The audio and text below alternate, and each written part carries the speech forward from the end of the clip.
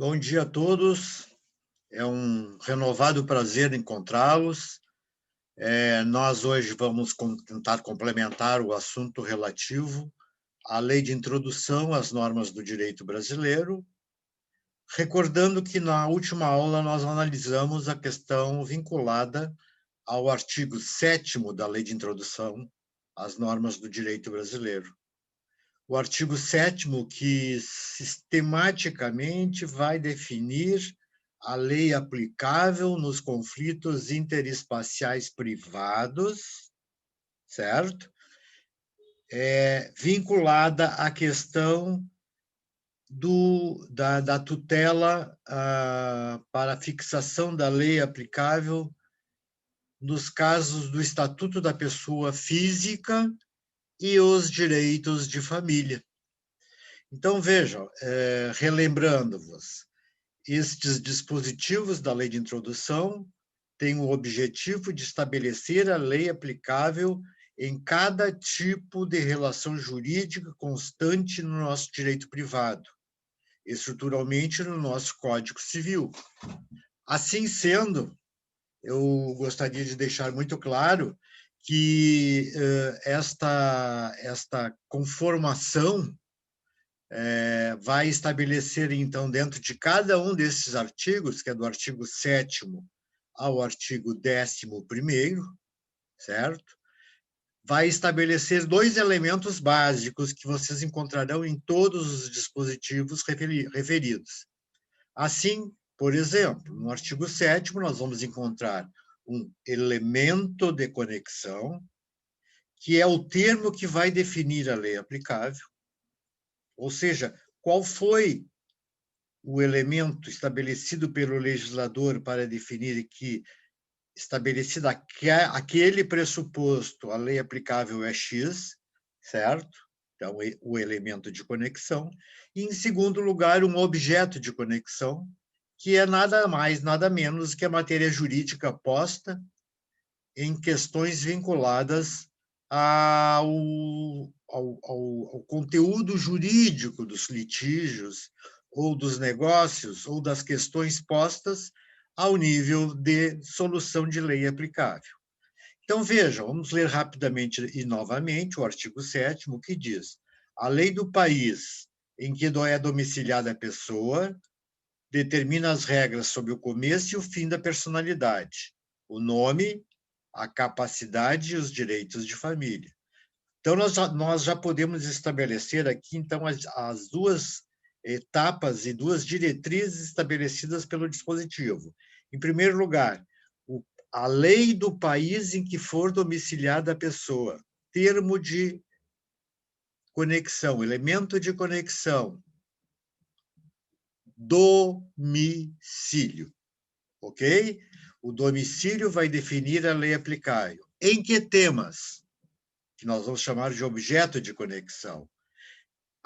Vai definir as regras sobre o início e o fim da personalidade, o nascimento, a morte, o nome, o patronímico do ser humano, suas alterações, suas modificações, a capacidade, todos os elementos vinculados à personificação da pessoa física, estabelecendo, então, os patamares de sua capacidade, ou seja, do exercício pleno, médio ou inexistente de capacidade do sujeito e todos os seus efeitos, certo? E, finalmente, os direitos de família. Então, aqui estão estruturados os dois termos.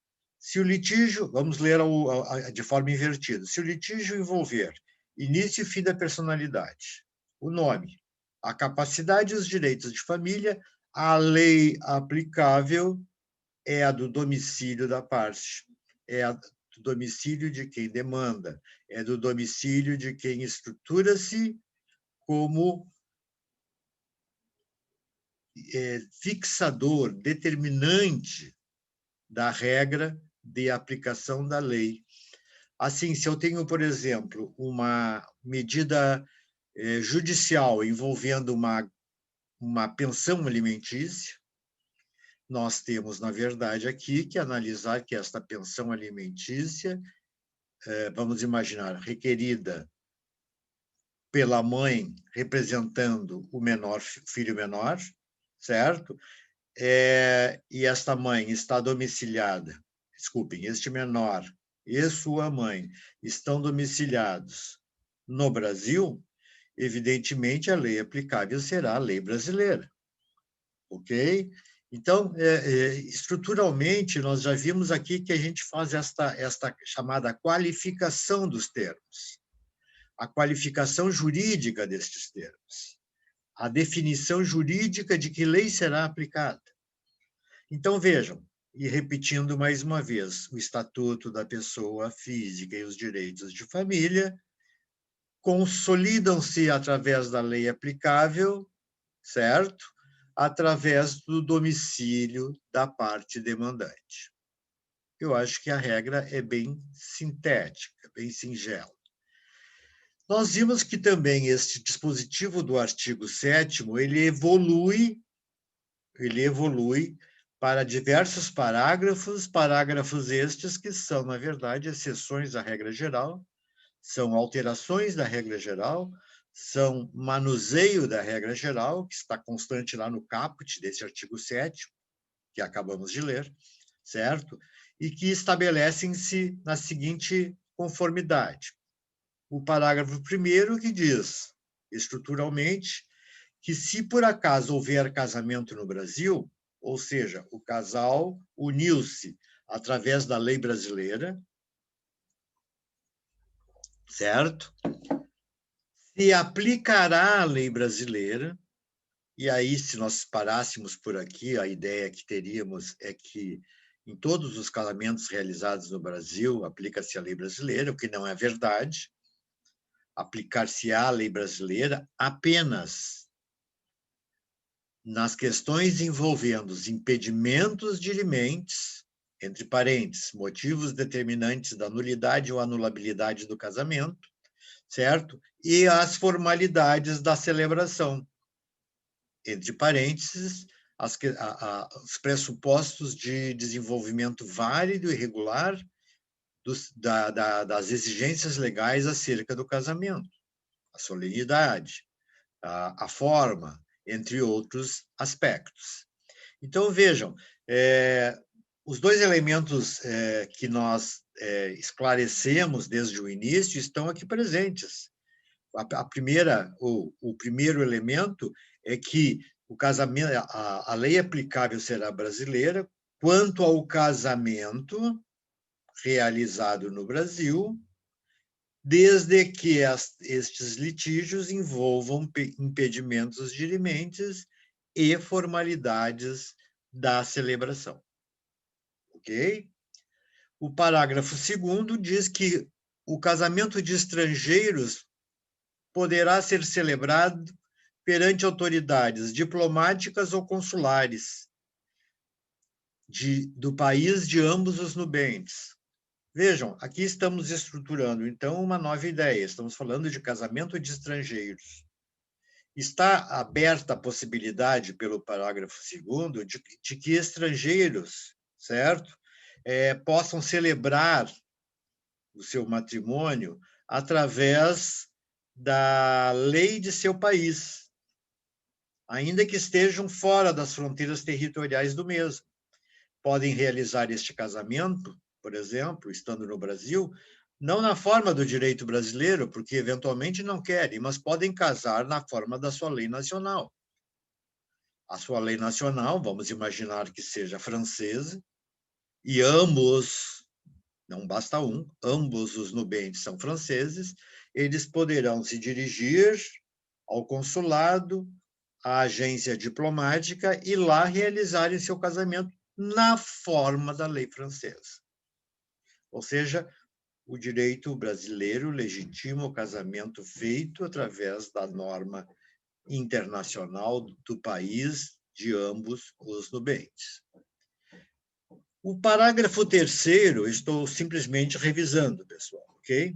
O parágrafo 3º vai dizer: se os nubentes tiverem domicílio diverso, vamos imaginar então a hipótese que intercede-se um conflito entre o casal, seja qual for, mas eles não têm o mesmo domicílio.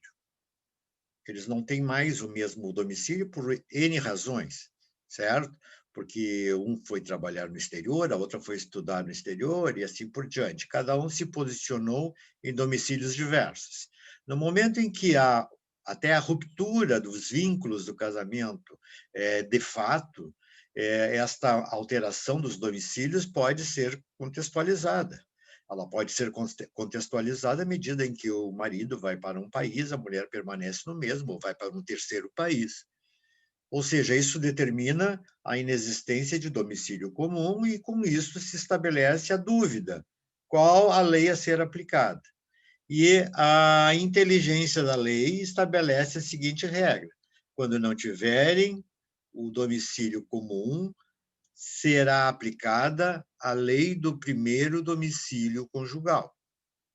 Em outras palavras, a lei do país onde, imediatamente após o casamento, certo? Eles constituíram como seu domicílio.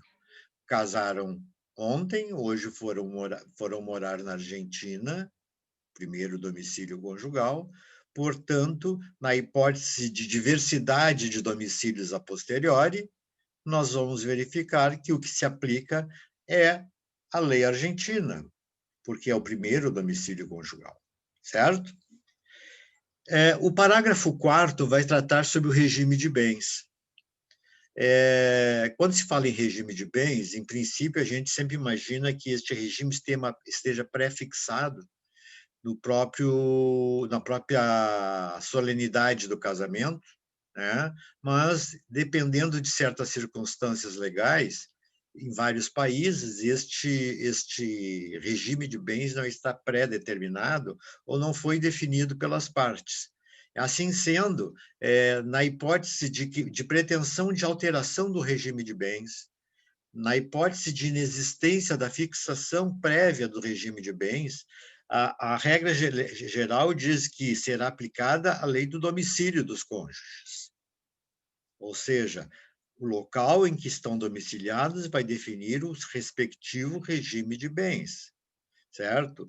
Invariavelmente, o que é a opção das partes é o regime legal estabelecido em cada país, como, por exemplo, no Brasil, o regime da comunhão parcial, certo? Mas imagine-se, então, a circunstância, e se não houver o mesmo domicílio? Voltamos para a tela daquilo que falamos anteriormente. Ou seja, vamos estabelecer a regra de que, não havendo o mesmo domicílio, para se discutir a questão do regime de bens este convencional ou legal, certo? Aplicar-se a lei do primeiro domicílio conjugal também, ok? O parágrafo 5º vai tratar sobre a hipótese de estrangeiro casado que se naturalizar brasileiro.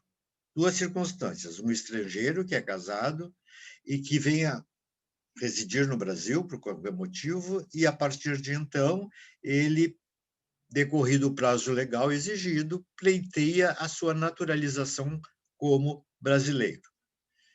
Este requisito vai determinar que ele adquira nacionalidade derivada brasileira e, portanto, seja equiparado aos brasileiros natos. Assim sendo, quando se estabelece, então, esta alteração, certo? Nós podemos simplesmente requerer a um juiz, pleitear ao juiz, que estabeleça a fixação do regime de comunhão parcial de bens, que é o regime legal no Brasil, certo? Através do qual se será definida a nova situação jurídica, certo? Vinculada ao regime de bens. Essa situação, ou seja, ela vai ser viabilizada a partir do momento em que o outro cônjuge consentir. Evidentemente que, havendo uma diversidade de opiniões acerca do assunto, o cônjuge não consentir, por exemplo, isso é impraticável.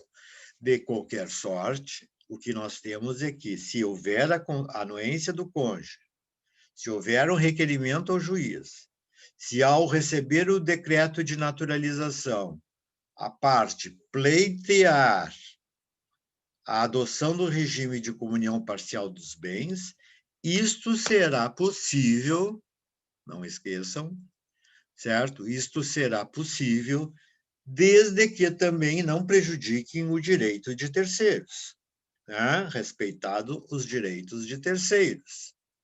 E, dado a esta situação, esta averbação, ou seja, que o ato de alteração ou de fixação do regime de bens seja levado a registro, mais precisamente a registro civil.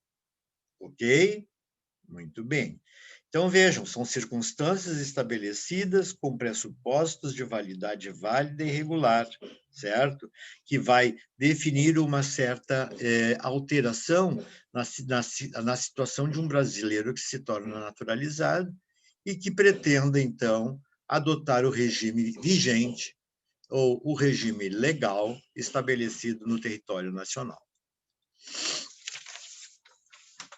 O parágrafo 6º destas mesmas disposições, ou seja, do artigo 7º, vai definir a possibilidade relativa ao elemento de conexão divórcio.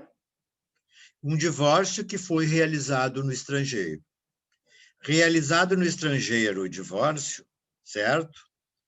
Se um ou ambos os cônjuges forem brasileiros, condição sine qua non, certo? Poderá ser reconhecido no Brasil, decorrido 1 ano da sentença do divórcio, ou 1 ano da separação judicial, vale qualquer uma das duas, ou seja, decorrido este prazo, certo? Poder-se-á reconhecer no Brasil, certo? Desde que sejam obedecidas as especificações para a homologação de decisões estrangeiras, certo? Vigentes no país. Essas especificações são aquelas constantes no regimento interno do Superior Tribunal de Justiça. Ora, pessoal, o Superior Tribunal de Justiça, na verdade, complementa o mesmo dispositivo, poderá reexaminar o conteúdo daquela sentença prolatada a pedido das partes, ou do interessado, no sentido de que os efeitos produzidos em relação a outros brasileiros do divórcio sejam estendidos, certo? Ao caso em comento. Então, vejam, se eu pretendo uma alteração ou um reexame da sentença de mérito, porque ela está pendente do preenchimento de certos pressupostos para a validade no Brasil, o STJ terá poder de reexaminar e aderir a esta proposição para equiparação, certo, da situação de divórcio. Vejam que este dispositivo traça um elemento que deva ser bem analisado. Nós dizemos aqui que a eficácia da sentença do divórcio de estrangeiros só poderá ocorrer após 1 ano da sua prolação, ou 1 ano após a separação judicial. Na verdade, esse dispositivo cai por terra, porque com a alteração da lei do divórcio, nós sabemos que hoje o prazo estabelecido para o divórcio é um prazo que não existe mais. Nós podemos simplesmente separarmos ontem e hoje estarmos elaborando o pedido de divórcio. Ou seja, a inexistência de prazo para requerimento do divórcio vai fazer com que este dispositivo também seja alterado. Ou seja, eu me separei ontem, o juiz estrangeiro decretou o meu divórcio hoje e amanhã eu já estou homologando a decisão, tornando-a eficaz no Brasil.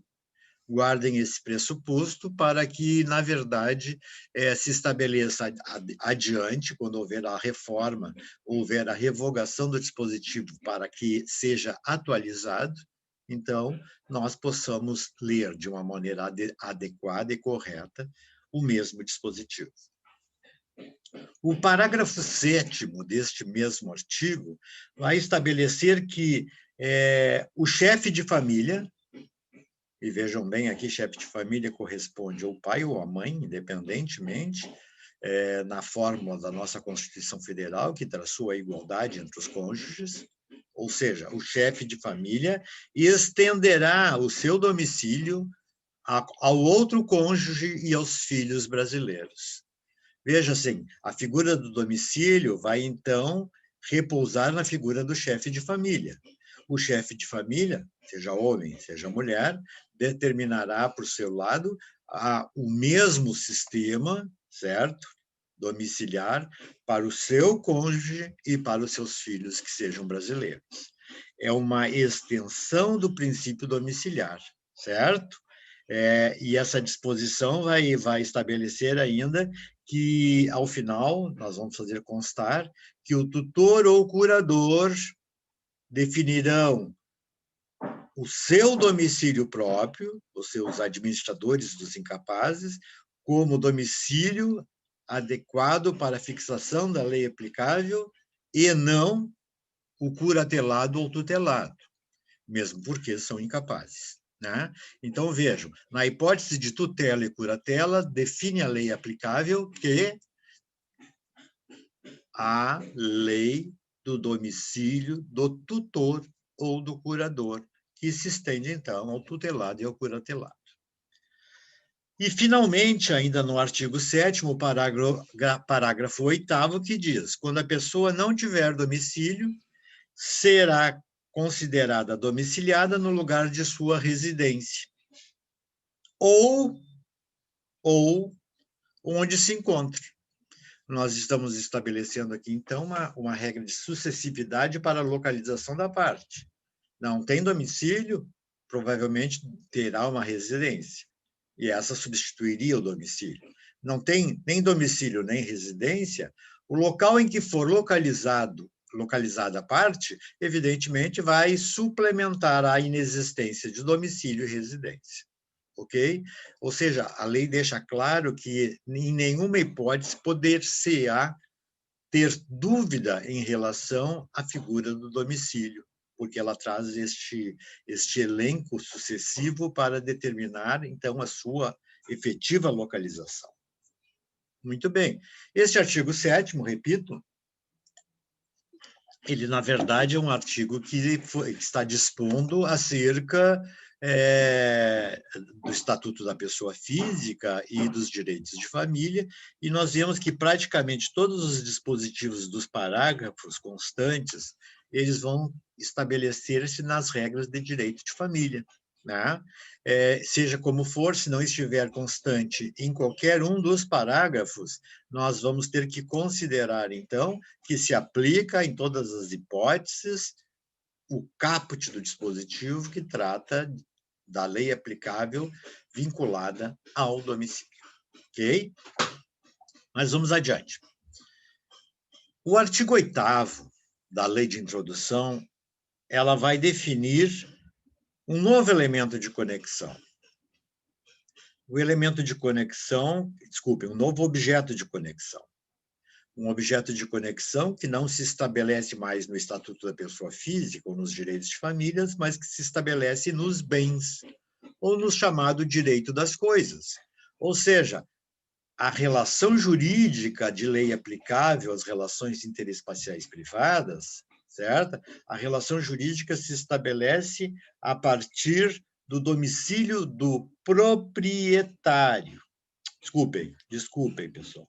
Aplicar-se-á e regular as relações aos bens, a lei do país em que estes bens estiverem situados.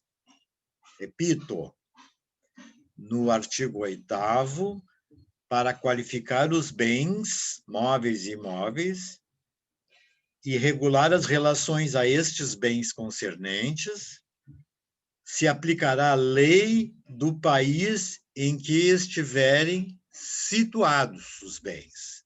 Ou seja, o aspecto territorial sobrepõe-se sobre o aspecto domiciliar, mesmo porque o bem, como invariavelmente não altera sua posição, especialmente e quase que exclusivamente os bens imóveis, evidentemente que a lei aplicável será daquela sua localização, da sua situação, ok? Então, vejam, se nós vamos estabelecer a regra geral de que os bens, para efeitos de aplicação de bens, de aplicação de regras do direito internacional privado, eles ascendem à lei do país que estiverem situados, a regra é simples e contextualizada exatamente e estruturalmente em bens imóveis ou bens móveis com uma situação, digamos, de uma natureza fixa ou não transferíveis ou mantidos no mesmo local, certo? Essa é a regra geral. O parágrafo 1º desse dispositivo fala o seguinte: aplicar-se-á a lei do país em que for domiciliado o proprietário quanto aos bens móveis que ele trouxer ou se destinarem a transporte para outros lugares. Pessoal, muito que bem. Se eu estou falando que a lei do país em que for domiciliado o proprietário, certo, aplica-se aos bens móveis, eu não estou me referindo àqueles bens que permaneceram no mesmo local, que não foram alterados quanto à sua situação, mas daqueles bens em que o proprietário, certo, trouxer consigo para outros lugares ou se destinar para transporte, certo? Ou seja, eu não tenho mais o vínculo da situação do bem porque ele foi alterado de sua posição. E esta posição pode ser alterada N vezes, tratando-se como se trata de um bem móvel, né? Por isso, não usaremos o critério ou elemento de conexão denominado, o critério de conexão denominado situação do bem, mas sim o domicílio do proprietário. Lei do domicílio do proprietário, ok? E, finalmente, o parágrafo 2º, que trata de uma outra figura jurídica vinculada ao direito das coisas, que é o penhor. O penhor, pessoal, não esqueçam, direito real de garantia sobre bens móveis. Direito real de garantia sobre bens móveis. Este direito real de garantia, dito penhor, será aplicado nas relações interespaciais privadas pela lei do domicílio da pessoa que tiver a posse da coisa apenhada. No penhor, o que se faz, pessoal? Eu entrego determinado bem móvel a um terceiro para que ele mantenha-o em custódia pessoal, certo? Em contraprestação, eu recebo determinada cifra monetária para posterior restituição. Ou seja, quando eu restituir a cifra monetária deste empréstimo formalizado através do penhor, eu recebo de volta o objeto do penhor. Eu reincorporo ao meu patrimônio aquele penhor e a minha posse. E, assim sendo, o que eu acho coerente é que a gente estabeleça, então, que a regra vai vincular-se à lei daquele que tem a posse da coisa apenhada enquanto eu tiver, certo? É óbvio, né? Porque no momento em que não estiver mais, nós temos que socorrer-nos dos demais dispositivos do mesmo artigo. Então, vejam, aqui nós temos como regra de conexão a lei do domicílio da pessoa que tiver empenhado ou apenhado a coisa que é o objeto do negócio jurídico próprio. Então, nós ultrapassamos a relação vinculada à situação dos bens, que está estabelecida no caput, ultrapassamos a regra da propriedade do bem móvel, parágrafo 1º, e agora estamos estabelecendo que a regra ou o elemento de conexão é a lei aplicável ao domicílio da pessoa que deter ou detiver a coisa empenhada. Muito bem. Artigo 9º, agora artigo 9º, novo capítulo da lei de introdução. O artigo 9º, então, como no primeiro falamos do Estatuto da Pessoa Física e dos direitos de família, no segundo estamos falando do direito das coisas, dos bens, e no terceiro vamos falar das obrigações. Veja, nós estamos passeando pelo Código Civil. Quando a matéria litigiosa ou aquela relação jurídica envolvendo obrigações com conexão interespacial, certo? A regra diz que, para qualificar e reger as obrigações, se aplicará a lei do país onde se constituírem. Ou seja, vamos pegar um exemplo de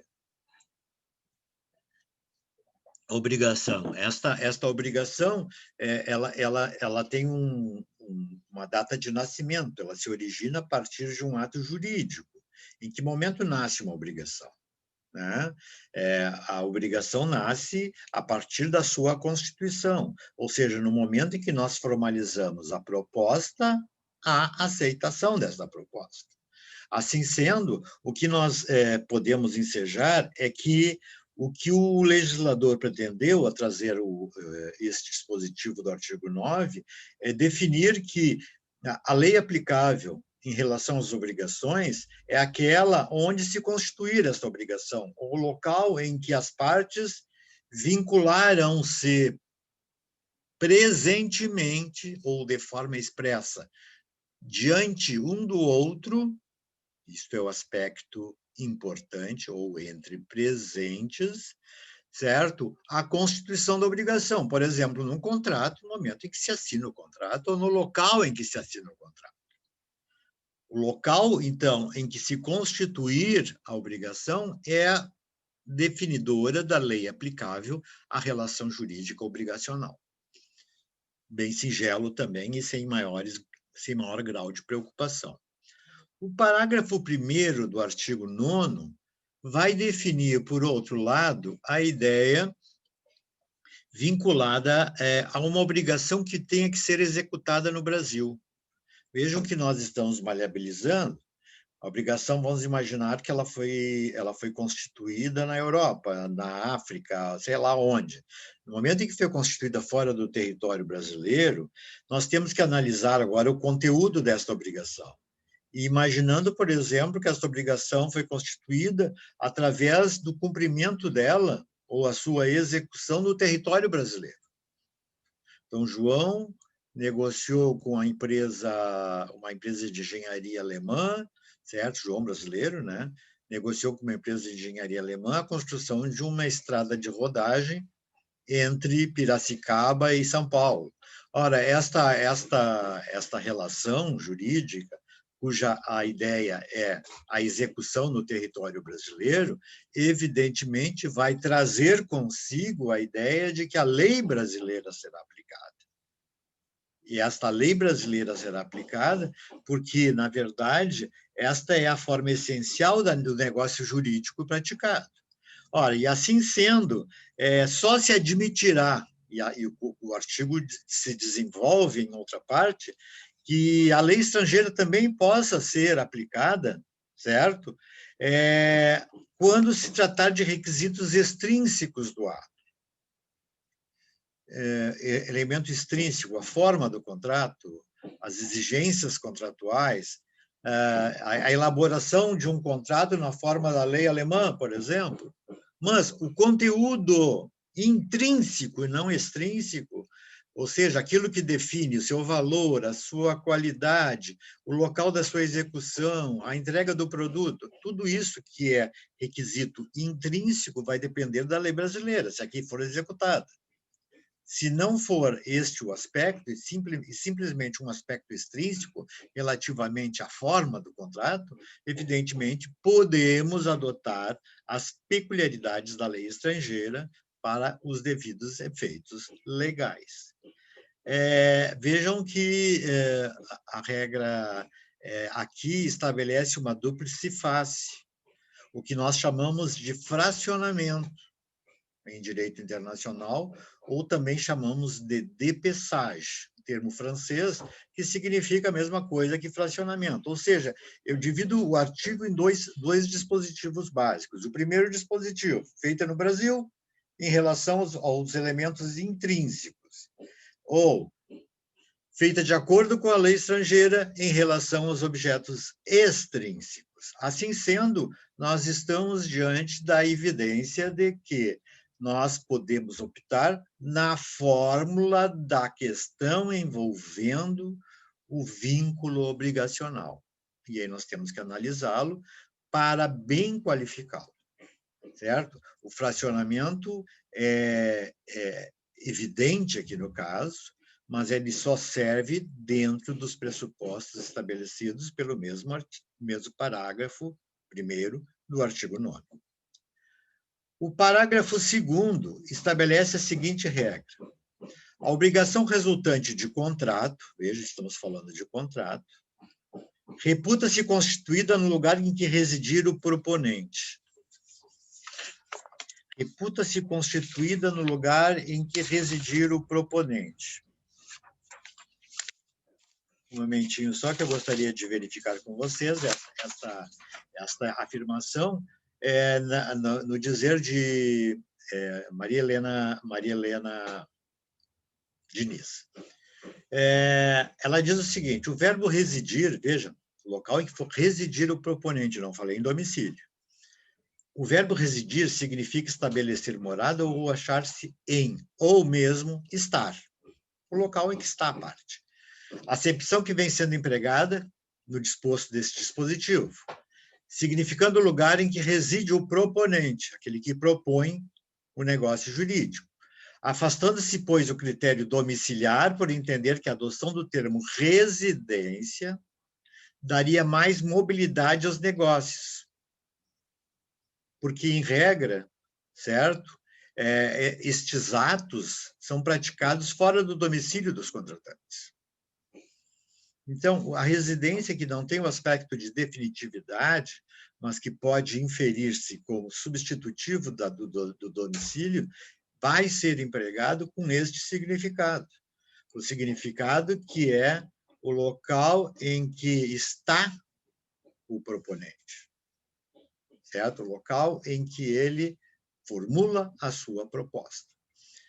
A obrigação contratada entre ausentes é a que estabelece-se neste dispositivo. Veja só, aqui nós temos que contextualizar que a obrigação formalizada na fórmula deste parágrafo está vinculada a obrigações entre ausentes, ou seja, as partes não estão presentes no momento da constituição. E, portanto, será regida pela lei do país onde residir o proponente, como diz o próprio dispositivo. Não importando, importante, não importando o momento, quando, ou o local da celebração contratual, aplicando-se a lei do lugar onde foi feita a proposta. Ok? Este é um aspecto importante, inclusive vinculado à questão de Código de Defesa do Consumidor, que nós temos que analisar. Veja-se que, a contrário senso, nos contratos entre presentes, que aplicar-se então o caput do dispositivo, esses serão regidos pela lei do lugar em que foram contraídas as obrigações, ou se constituíram as obrigações, desconsiderando-se, então, os itens nacionalidade, o domicílio ou a residência do contratante. Ou seja, no aspecto relativo a obrigações, o vínculo de lei aplicável é o lugar da sua constituição nos contratos entre presentes. Nos contratos entre ausentes, certo? Aplicar-se-á o disposto no parágrafo 2º, ou seja, no lugar em que residir o proponente. Certo, pessoal? Eu gostaria agora também de fazer uma outra leitura rápida acerca do que dispõe o caput do artigo 9º. O artigo 9º, na verdade, estabelece uma regra de natureza compreensiva, né? Ao estabelecer que a lei aplicável será o local em que se constituir a obrigação. Vejam que esta disposição ela é fixa, ela é imutável. Onde se constituiu, essa é a lei aplicável. Ponto. Agora, este dispositivo da lei brasileira se choca muito com dispositivos de outras leis de países mais desenvolvidos do mundo, como, por exemplo, as leis europeias e a lei norte-americana, certo? Então, vejam, por quê? Porque, na verdade, naqueles países adota-se o princípio da autonomia da vontade. Ora, o princípio da autonomia da vontade, como elemento de conexão, em matéria contratual, não é adotado pelo Brasil. Logo, os contratantes só poderão exercer sua liberdade contratual na seara de normas supletivas da lei aplicável, imperativamente pela forma do local em que se constituiu. Pessoal, se houver um questionamento acerca da aplicação do elemento de conexão, autonomia da vontade, não esqueçam, o Brasil não adota este princípio. O princípio brasileiro é o que está esculpido no artigo 9º, o local da constituição da obrigação. Ou seja, nós tiramos da autonomia da vontade a flexibilidade que o próprio legislador europeu e americano dão à regra jurídica obrigacional. Vejam, a autonomia da vontade nos contratos internacionais consiste no exercício da liberdade das partes, dentro das limitações, evidente, fixadas pela lei. Logo, não há liberdade de escolha. Eu não posso optar pela lei aplicável, certo? O artigo 17 da LINDE, da Lei de Introdução, que nós já vimos, certo? Considera ineficazes todos os atos que ofendam, recordem-se, a ordem pública, os bons costumes e a soberania nacional. Ou seja, a aplicação da regra constante no artigo 9 é impositiva, coercitiva. Eu não posso optar pelo princípio da autonomia da vontade escolhendo a lei aplicável, como ocorre em outros países, o que, aliás, causa grande transtorno nas relações contratuais ou obrigacionais entre o Brasil e estes países mais desenvolvidos. Por outro lado, o princípio da boa-fé, estabelecido pela própria lei, limita a autonomia da vontade nos contratos, né? Existem contratos que, a par da eleição da lei reguladora, não se subordinam à autonomia da vontade das partes, porque há uma ordem pública impeditiva. A ordem pública é o artigo 9º, certo? O artigo 9º, portanto, é cogente, não podendo as partes alterá-lo sob nenhuma hipótese. Eu gostaria ainda de lembrar a ratificação pelo Brasil da Convenção Interamericana sobre Direito Aplicável aos Contratos Internacionais, formalizadas no México em 1994. A Convenção do México estabelece que o critério da lex loci celebrationis, o local da celebração do contrato, cede espaço ao direito escolhido pelas partes, nesta nova, certo? Proporcionando a aplicação da lei mais estritamente ligada ao contrato e apropriada à relação jurídica contratual. E aqui, então, nesta convenção que o Brasil ratificou, exalta-se o princípio da autonomia da vontade, não obstante o Brasil não ter ainda adotado a revogação do artigo 9º e estabelecido como elemento de conexão a autonomia da vontade, em que pese a ratificação do ato pela Convenção do México. Muito bem.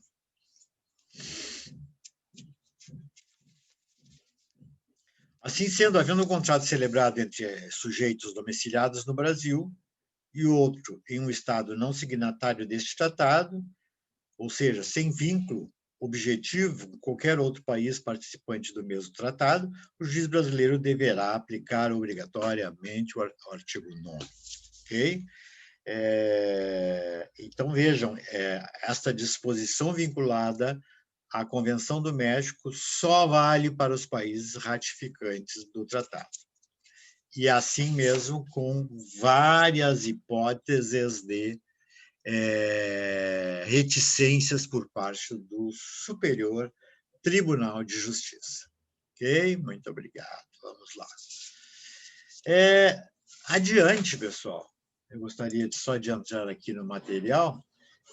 Eu tenho que analisar com vocês o disposto, nós vimos o artigo 7º, 8º, nós temos que analisar o artigo 9º. O artigo 9º. O artigo 9º fala o seguinte. Não, o artigo 9º nós já vimos, foi o das obrigações, desculpem. É o artigo 10º. Então.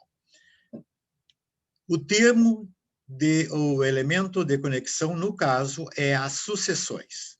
Mais um capítulo do Código Civil. Certo? As sucessões como elemento de conexão poderá ocorrer por morte do agente, do sujeito, ou por ausência, pelo desaparecimento da parte. E o que diz a sucessão de bens no que tange à lei a ser aplicável? O artigo diz: a sucessão por morte ou por ausência obedece à lei do país em que era domiciliado o defunto. A palavra defunto é estabelecida pela própria lei. Ou o desaparecido, qualquer que seja a natureza e a situação dos bens. Sejam bens móveis, sejam bens imóveis, certo? Localizados no Brasil ou fora dele. Se tratar-se de questão sucessória e não vinculada a bens, certo? Os bens vão permanecer adiante, mas por enquanto só estamos discutindo sucessões. Nesta hipótese, certo? A relação é sobre sucessão para o morto, o de cujos, e para o desaparecido é a mesma. Ou seja, a lei aplicável é o domicílio do morto ou do desaparecido. Esta regra vai prevalecer como regra de aplicação da lei aplicável. O parágrafo 1º dessa disposição fala sobre a sucessão de bens de estrangeiros. Havendo sucessão de bens de um estrangeiro e que estes bens estejam situados no país, regular-se-á essa situação pela lei brasileira, em favor do cônjuge e dos filhos brasileiros. Vejam, condição sine qua non. Ou seja, na sucessão de bens estrangeiros com bens no Brasil, aplicar-se-á a lei do domicílio do cônjuge e dos filhos brasileiros, um benefício trazido pela lei local, né? Ou de quem os represente. Assim sendo, a regra diz que o direito brasileiro na sucessão de bens estrangeiros situados no Brasil vai prevalecer sobre qualquer outro elemento de conexão, mas com uma exceção, sempre que não lhe for mais favorável a lei pessoal do de cujos. Ou seja, novo princípio de fracionamento. Se a lei do de cujos, a lei do falecido ou desaparecido, for benéfica, for mais benéfica do que a lei aplicável, certo? A lei brasileira eventualmente aplicável, aplicar-se-á a lei do domicílio onde o defunto ou onde o desaparecido eventualmente tenha extinguido a sua personalidade jurídica. Veja, então, que é um princípio de beneficência aos filhos e ao cônjuge brasileiros. Aplica-se a lei brasileira se a lei do desaparecido não for, ou do morto não for mais favorável.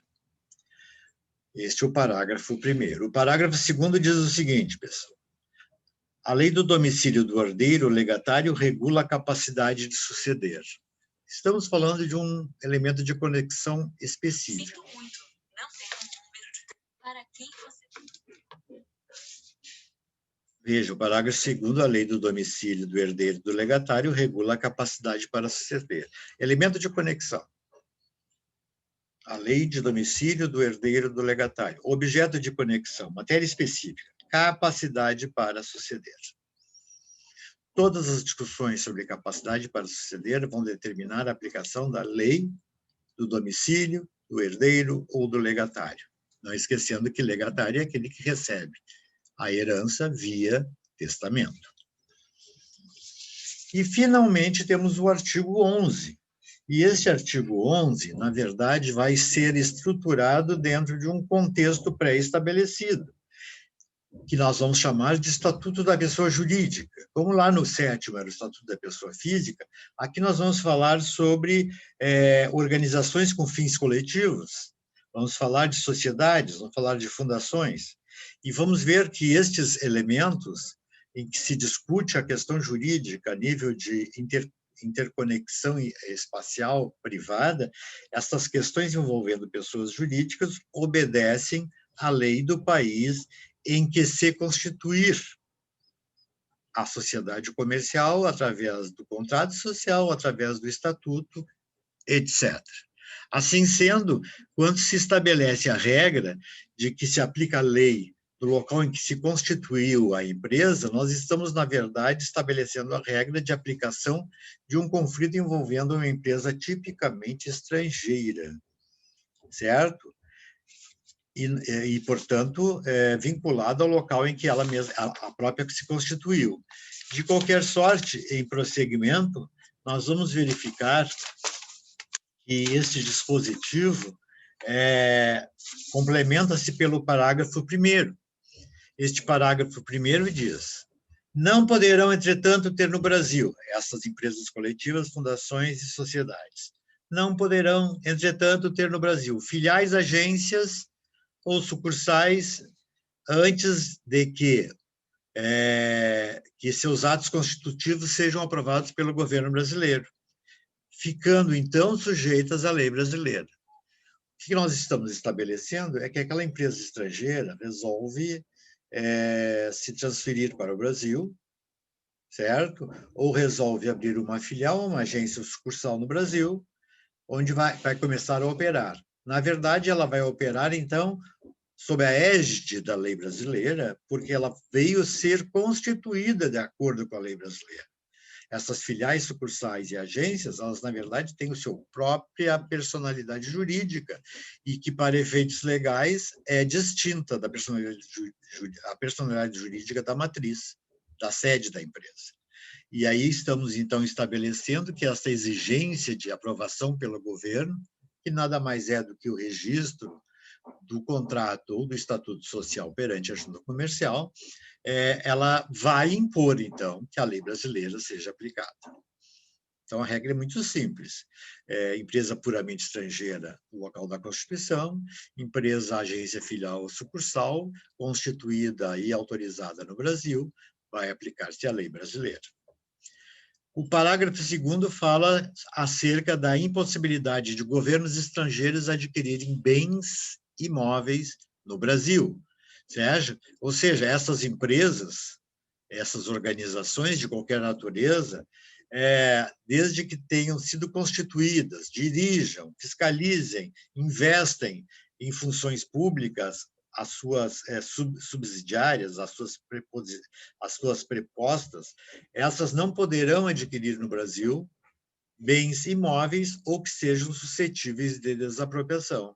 Ou seja, a propriedade de bens imóveis ou bens que são passíveis de desapropriação, como, por exemplo, as marcas e patentes, né? Estes bens não podem ser adquiridos por estrangeiros, sob pena de sob pena de violação grave à soberania nacional do nosso país, ok? E o parágrafo 3º conclui dizendo que os governos estrangeiros podem adquirir a propriedade de prédios necessários às sedes dos representantes diplomáticos e dos agentes consulares, Esta é a única exceção. Ou seja, a aquisição de prédios, de terrenos, etc. e tal, para a construção, para a apropriação de uma agência diplomática, de uma agência consular, estas são válidas, desde que, evidentemente, sejam investidas com as imunidades respectivas e, portanto, consideradas como território estrangeiro, ainda que dentro do país. Bom, pessoal, aqui nós temos, então, um repositório de todas as disposições constantes da lei de introdução, que nós ficamos no aguardo de seus questionamentos, no aguardo de suas eventuais intervenções, à medida em que este vídeo, eventualmente, não pode ser absolutamente elucidativo, e antecipo a vocês também que estaremos juntando